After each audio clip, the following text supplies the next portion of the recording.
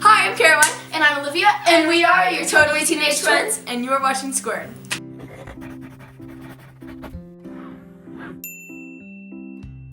Welcome back this week, guys. I'm Caroline. And I'm Olivia. And we post here on Squared every single Thursday. So for this week's video, I personally am going to be showing you 5 of my very favorite art supplies. I'm doing all different kinds, so it will be a lot of fun. But before we get started, be sure to give this video a big thumbs up And click that subscribe button down below. Let's get started.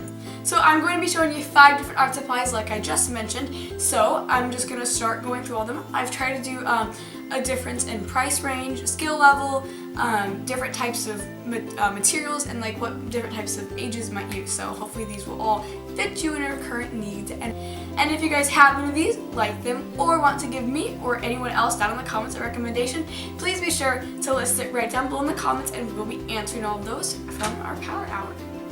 Okay, so first up, just so you guys know, I organize all of my art supplies in these little cans that I wash out once people drink them. So like, you know, not the most cutest, but they work, they're really functional. So these first ones up I have are these Crayola color sticks. They're kind of hard to get out. I used these in 6th grade. They weren't my favorite when I first started using them, but I definitely do like them. They start to grow on you. They're a lot of fun. So they're basically just like colored pencils, like the actual like pencil lead inside it, but then, you know, they're the colored form, and they're just like crayons kind of. They're the shape of crayons, but they're colored pencils, and they're really fun to use. I got a bunch of different shades, and they're kind of dusty. I guess that really shows how much I use them. But yeah, they come in all different colors, and I'll link everything down below. That way you guys can shop them.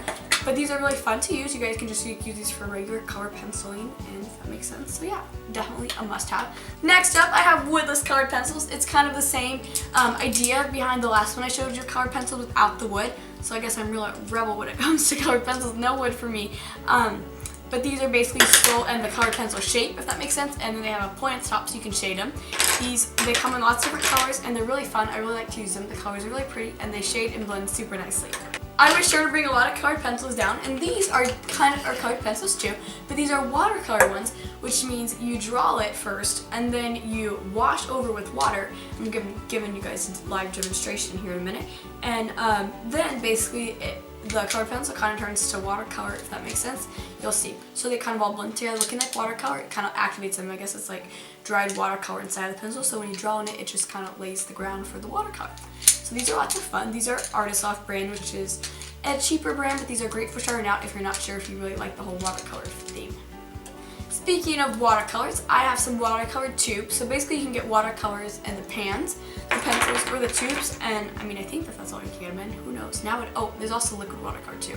That is a lot of fun. It just like comes in a bottle, like watercolor already blended, I guess. But these are a lot of fun. They come in these little tubes, and these are definitely, I would say, more on the expensive side. I did like a higher end art class, at least it seemed that way. The supply list made it sound that way. But I really like these, and they were definitely kind of something just to think about a little more before buying them, but they're definitely worth my purchase. They blend really nicely together, and I just love them. Last but certainly not least, I have my Prismacolor soft pastels. I also bought these for an art class. I buy so many things for art classes, and then I like don't ever use them again. So I need to add that to one of my New Year's resolution. I want to start, you know, actually using my art supplies more, getting it out on my own time, not just like when I go to class or when I have to do something, just to practice regularly, just for fun, even if, because I'm not that good of a drawer, but I still think it's fun.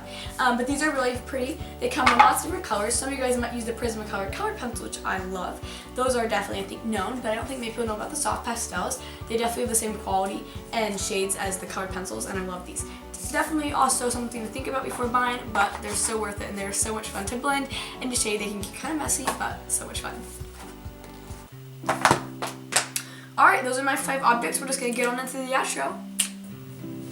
I hope you guys loved that video. It was definitely something fun, and like Olivia had her video last week with her wand curls, and I had my video with art supplies, so we'll be doing some fun, different, unique, individual, I guess, more hobby videos. If you guys liked it, be sure to give it a big thumbs up. Click that subscribe button down below, and don't forget, if you guys want to see yesterday's video, click right over here.